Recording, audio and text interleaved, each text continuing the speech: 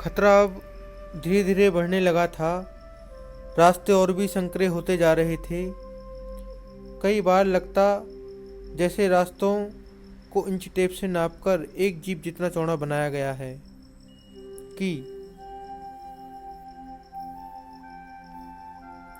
जरा भी संतुलन बिगड़े, इंच भर भी जीप इधर उधर खिसके तो हम सीधे घाटियों में। इन रास्तों पर जगह जगह लिखी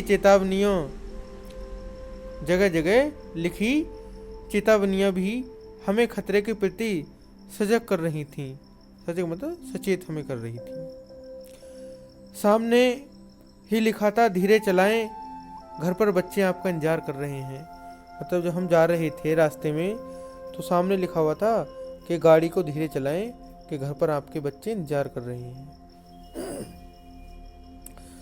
थोड़ा और आगे बढ़े कि फिर एक चेतावनी, beware man eater around. पर हमें नरभक्षी जानवर नहीं दूध देने वाले याक दिखे।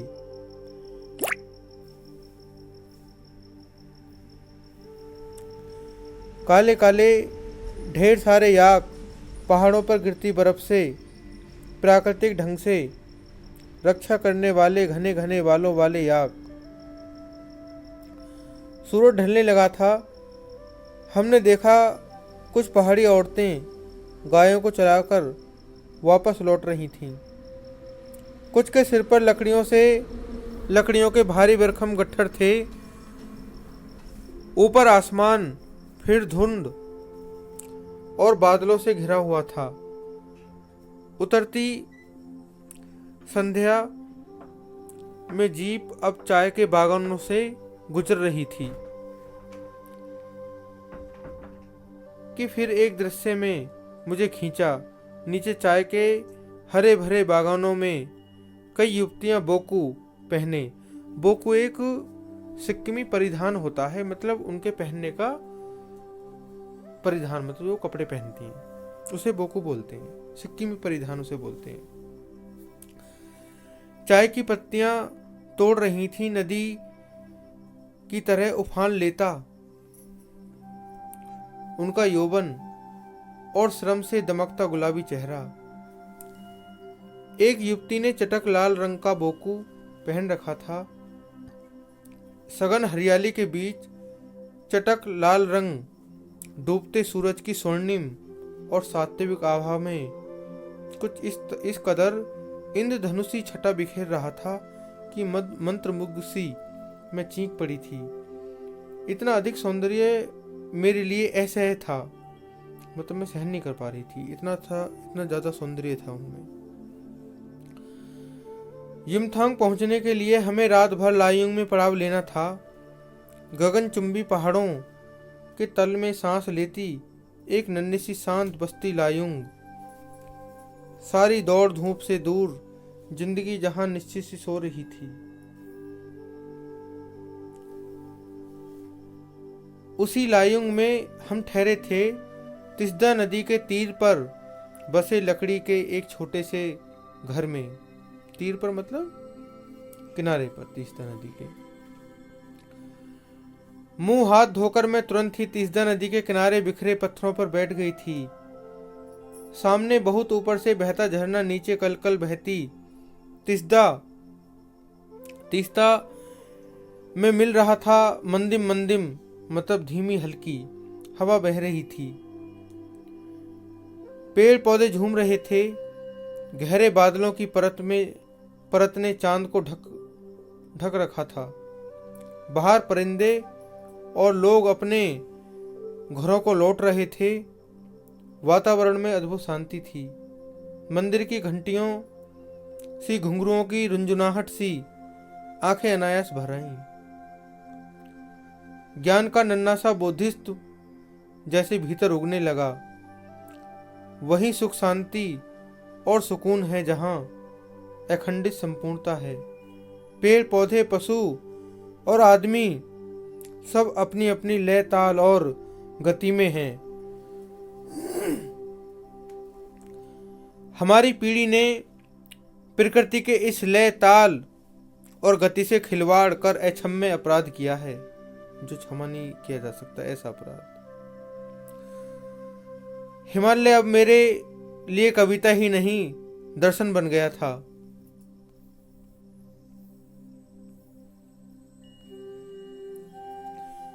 अंधेरा होने के पहले किसी प्रकार डगमगाती शिलाओं और पत्थरों से होकर तीस्ता नदी की धार तक पहुंची।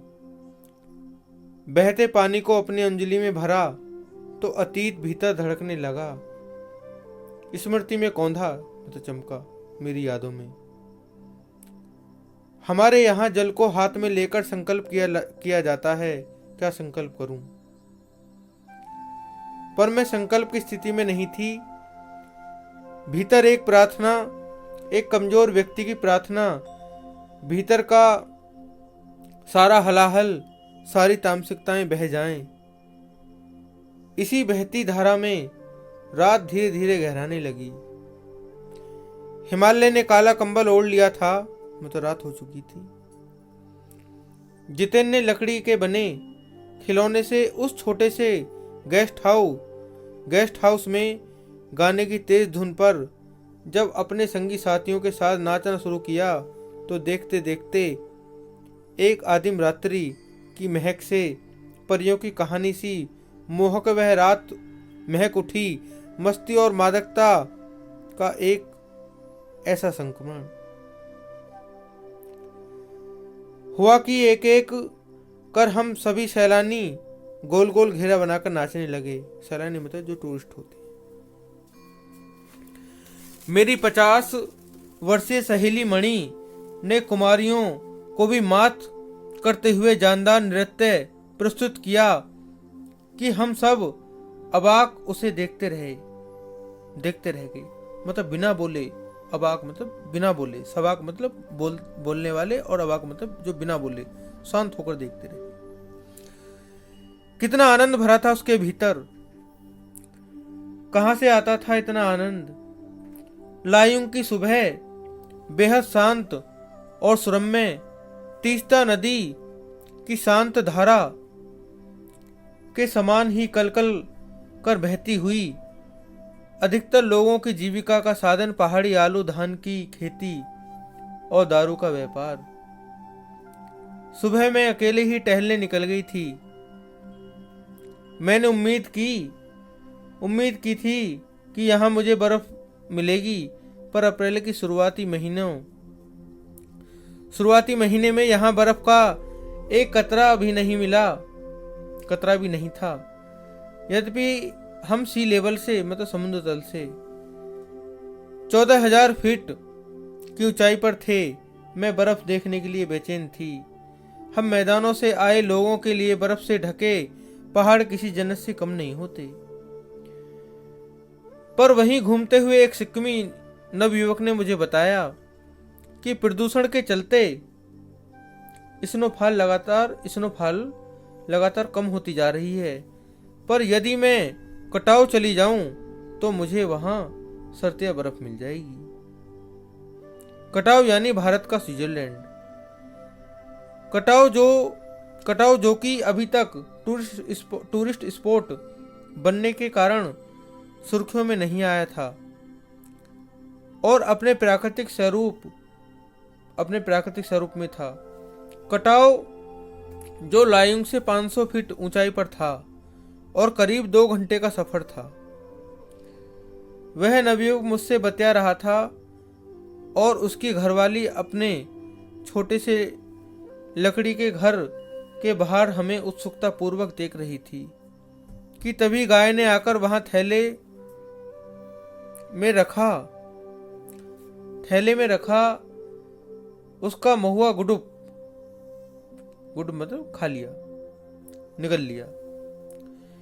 मीठी झिड़कियां देकर उसके गाय मतलब निगल लिया था। मीठी झिड़कियां देकर उसने गाय को भगा दिया था। उम्मीद, आवेश और उत्तेजना के साथ अब हमारा सफर कटाव की ओर। कटाव का रास्ता और खतरनाक था और उस पर धुंध और बारिश। जितेन लगभग अंदाज से गाड़ी चला रहा था। पहाड़, पेड़, आकाश, घाटियां, सब पर बादलों की परत, सब कुछ बादल में। बादलों को चीरकर निकलती हमारी जीप, खतरनाक रास्तों के एहसास ने हमें मौन कर दिया था। और उस पर बारिश, एक चूक और सब खलास। सांस रोके हम धुंध और फिसलन भरे रास्ते पर संभल संभल कर आगे बढ़ती जीप को देख रहे थे। तो यहाँ पर हम एक बात बता दें आपको कि ये जो हम चैप्टर पढ़ रहे हैं, बस स्टूडेंट्स को इसकी स्टोरी पता होना चाहिए। बाकी फिर क्वेश्चन कैसा भी एग्जामिनर दे दे, स्टूडेंट बहुत आराम से, छात्र आराम से लिख देगा, उसको कोई दिक्कत उससे नहीं होगी। तो इसी वजह से स्टोरी को बहुत ध्यान से सुनते रहें। क्या वो कटाव जा रही है लेखिका, वहाँ उसको बर्फ देखने मिलेगी और वो कितनी उत्सुक थी वहाँ के लिए। अब आगे देखेंगे।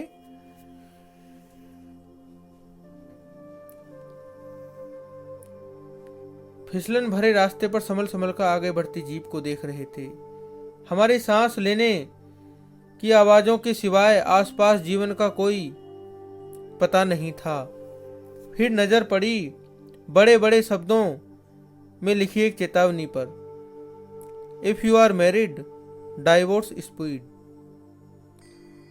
थोड़ी ही दूर आगे बढ़े कि फिर चेतावनी, दुर्घटना से देर भली, सावधानी से मौत टली। करीब आधे रास्ते बाद धुन छटी और साथ ही सृष्टि और हमारे बीच फैला सन्नाटा भी हटा। नार्गे उत्साहित होकर कहने लगा, कटाव हिंदुस्तान का स्विट्जरलैंड है।